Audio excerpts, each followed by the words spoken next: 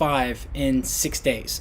That's going to be really bad for the athlete because they're probably going to get sick. The hormones haven't had time to kind of restabilize, and you have to maintain some stress on the system. And the challenge that we have is we are taught as endurance athletes, train hard, go easy. Well, the recovery week, and especially when it comes to strength, and this is what Justin and I were talking about in our direct message yesterday on Instagram, is that it doesn't need to be dialing back to nothing. And in fact, it's off completely. We want to maintain a little bit of pressure on the system as you go through. And that pressure should be done this way, in my opinion. And the way we do it with as follows. And I'm going to tell you, if you come in right now and you sit down next to me and we open the computer and we look at what I'm doing with the athletes, this is what they get for their deloading week once or twice a year. The deloading week is 2 to 3 days a week for the strength training of 2 sets of 15 to 20, using 20% of the weight in the last week of their training for push, pull, squat, hinge, press. And then we do 2 types of rotary stability. That's 2 days a week, 20%. They go push, pull, squat, hinge, press, rotary stability. Do it again as a circuit, push, pull, squat, hinge, press, rotary stability. That's all they do, is they go through and they are doing this as a circuit. They're done in 30 minutes or less, including their warm-up. And guess what? First day, they feel a little bit tired. Like, man, first round, I'm not really sure I wanted to do the second round. I don't know. Should I really do it? Oh, okay. And by the end of the workout, they're like, oh, great. I feel like I can do a little bit more. Great. Stop. Go. Right? Just stop. Second day, they come back. They're like, man, I'm really energized. I want to do more. Stop. Go home. Third day, why can't I just do heavier weight? That's a recovery week done right, is that we've gone through, we've allowed you to maintain the training stress, 2 sets of 15 to 20, basic exercises. Don't go see and add all this stuff. Goblet squat or front squat, dual kettlebell or single kettlebell deadlift or hex bar deadlift. Again, 20% of the weight you were using last week, your heavier load. The push could be push-ups if you're able to do a lot, or 20% of the load you're using for bench press. You get the idea, right? I don't have to go through this. You guys are smart. The second part of this is the riding. So I used to do, and I did this and I made the mistake of just giving a cafe ride. Like, there's your recovery week, cafe ride. Now what we do is we'll some 15 minutes endurance, 3 by 3 minute fast pedal or 3 by 1 minute fast pedal, which brings our heart rate up. And then we settle down 15 to 20 minutes of endurance. And then from there, if they feel good, maybe we'll go in and we'll do some tempo. And we'll get you some tempo to keep a little bit of training stress. This is really important. We have to keep some of the training stress on the body, or the hormonal balance is going to go through the roof, the cortisol is going to drop, and then you're going to have some issues because the cortisol is running on high, and then you're going to get sick from that drop off really quickly. So we've got to keep that training stress. So for the cyclist, we'll do Monday, we'll keep a cafe ride, 30 to 60 minutes, easy and chill. Monday will be what we talked about, 2 by or 3 by 3 minutes fast pedal or 3 by 1 minute fast pedal, 10 minute endurance, and then 15 to 20 minutes tempo. And this is what I recommended to Justin in Instagram yesterday. And then later in the week, on the weekend, see how you feel. Plan a solo ride, because we all know group rides to hell very quickly, right? You get on, you're like, oh, I'm just going to go easy. And somebody decides to launch an attack, and it happens to be on a place on the highway or the part of the route where you need to be with a pack, and then you find yourself screwed, right? So plan for an individual. Make sure that you are balancing things out, and go add a little bit of tempo.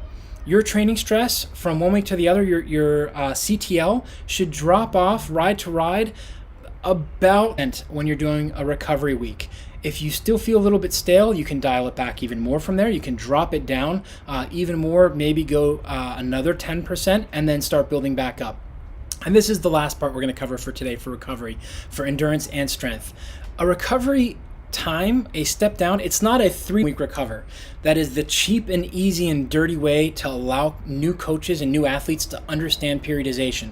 There are tons of different types. There's Sleemaker, there's Conjugate, there's all these different ways that you can go through and periodize. So in my 60-day bodyweight home program for cyclists that I'm running right now, and the new one that I'm opening that's going to start on Sunday, I still have 7 spots open for triathletes. The way the recovery week works, and I just got off about an hour ago a call with Josh, who's over on the West Coast. We talked about the recovery week and how he went from doing really hard last week. He's like, last week was the hardest that we've had so far. Week 4 was really tough, but yesterday I just crushed it. I felt so good going through the workout. Why is that? And the answer is because we decreased the training load. So even though it's a recovery week, we're progressing your program. So for some of you in the strength training, this is the way you can do it. You can build up, and we're still doing a variation bench press rotary stability, fundamental 5+1. We're not doing anything super fancy.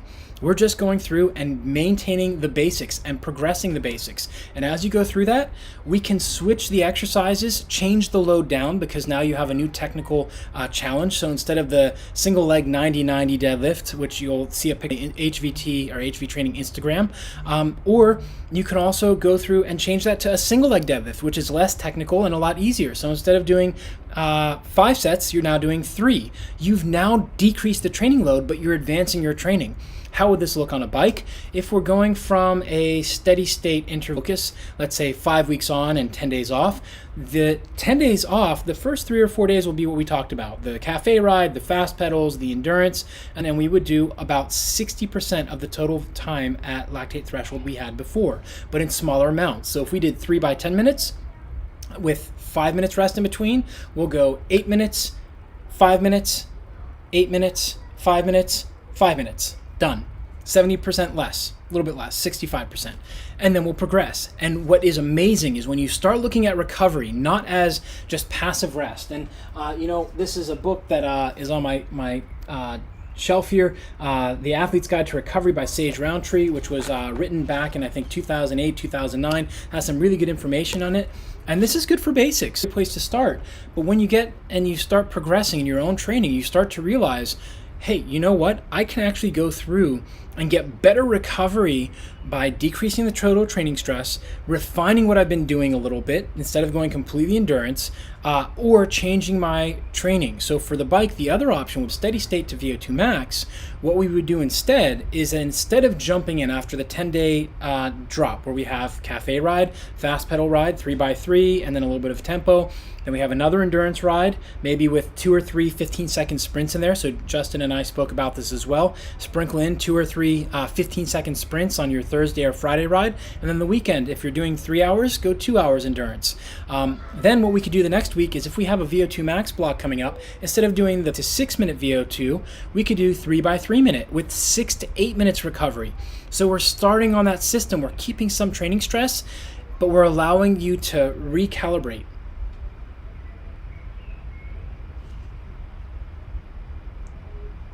And we lost Facebook, and you guys itch my nose. That's hilarious.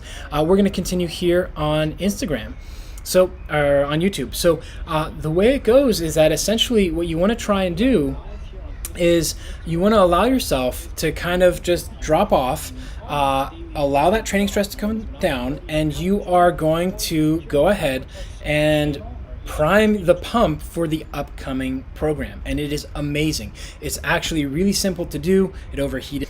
That's fun. It's really simple to do. It is a little bit more advanced in that this is going through and failing for myself for recovery, failing for a number of athletes I work with for recovery, where they kept on getting sick because we kept on dropping it too much. So main take-homes for today, after all this, the 20 minutes that we've been on here, number 1 is that recovery is not 3-on-1 off. Recovery is not compression boots and eating special foods like green tea or avocado that are regular in your routine consistently. And number 3 of that number 1, B, C, would be inflammation is necessary in order for you to adapt. So if you're doing a hard workout and you're going out and dumping in all these antioxidants in your body, you're actually you're blunting the training response. Stop. The inflammation is necessary for you to be able to progress in your abilities. So please make sure that you are keeping that in mind as you go. And we're going to try to continue this here on Facebook as we wrap up. So as we were saying, as we have the itchy nose again, my allergies are kicking up just a little bit. Finish here to recap, and we did this on YouTube, so if you want to see slightly interrupted on YouTube, number 1 is that recovery is not going completely past 3 week on, 1 week off. Number 2 is that it's not compression boots and special foods. You should have those things, the special foods, regularly. And by the way, when you use different type recovery methods, every time you use it, it's going to be a little bit less effective. Just as a heads up. So the more you use those Normatec compression boots after your medium group ride on the weekends, you're decreasing its effectiveness for when you really need it in July in a 3-day stage race. Number 1C is that going crazy with the antioxidants and anti-inflammation. Inflammation is a trigger. It is a cell signal in the body to trigger adaptations. So from a really hard ride or workout all the way down to a ice bath in 5 minutes, you have now blunted, thank you Maytal, yeah, you have now blunted your ability to adapt to that training. So please stop telling me how excited you are that you were able to get in your ice bath within 5 minutes of finishing your ride, because you are now blunting your abilities to adapt to that training stress. So antioxidants foods are great, but don't go crazy with them. Number 2 on our thing is that the recovery can be a decrease in training stress. It does not mean that you have to do cafe ride and endurance. In fact, if you look back through your training log, you are keeping a training log, right? You're not? You're just uploading your files to Training Peaks or Garmin or Strava? Oh, come on, man. Come on, guys. At least put a scale of 1 to 5. How did it feel? 1 is great, it was easy. 5 is it was super hard. Just make it simple. And then write, how did you feel throughout the ride? Write a training log, even if it's 3 sentences. Make sure that you're writing that.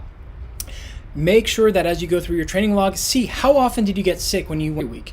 Were you following some type of periodization? Did you naturally follow the ebb and flow of your body and decrease your training stress and training time as you went through your training block? If you didn't, when did you break? And then the last part is when you deload, it should have still some type of training stress. And I'm not talking easy rides all the time. A little bit of tempo, a little bit of fast pedals. Dial it back about 25 to 30% from what the week before was. And lastly, when you're doing your strength, 20% of the weights you were using the week before. Now, if you're an advanced cyclist or triathlete when it comes to strength training or strength training athlete, what you can do is about 20% of your estimated, and it can really help you be able to dial back in. And Brett knows what I'm talking about. Brett was in bodybuilding and powerlifting. I think you did powerlifting also, if I'm not mistaken. So Brett will be familiar with this. When you deload, you're not going to the gym. You're just going 20 to 30% of your estimated 1 rep max, and you're still pushing those movements and refine a bit more self-care, some more accessory work to help you be able to maintain and balance. So that's it for today. It's quite a long live. I have to get prepared because I need the little man in the other room, as well as prepare for a 6:30 virtual session. Now I do want to finish with one thing. I am starting this Sunday, May 17th, 60-day home body weight program for triathletes. The 60-day for cyclists has been running and going so well. I'm opening one for triathletes. Founders group. What does a founders group mean? It means, yeah, Brett's agreeing with that. Awesome, man. I'm glad I listened to you back when we first met, man. And great to see you riding, by the way. So when you are looking for to get back, whether you're looking to get back into shape or you don't have any weights at home and you know that you need strength training, the group is I'm taking what's worked for triathletes, mostly age groupers that I've worked with, about 8 to 10 triathletes over the last decade and 2 years that I've been doing this, and body weight exercises because they traveled, because they didn't have weights at home, because they didn't have other stuff going on, they didn't have things available to them, or they just didn't have the money in triathlon and bought the bike, bought the shoes, bought the wetsuit, signed up for the race. They didn't have the money to spend on equipment, but they wanted coaching and strength training. This 60-day program to help you get fitter, faster, and stronger, and it works ridiculously good. Like when I first went through it, I'm like, something's got to be wrong. Like clearly something is not right now, because this is working way better than I thought. Don't just take my word for it. I have 6 cyclists going through a cyclist program right now, and we're only in week 4, and they're already feeling, looking, moving, and performing better. So if you're interested, go ahead and direct message me down below here on Facebook. You can also send me a message or comment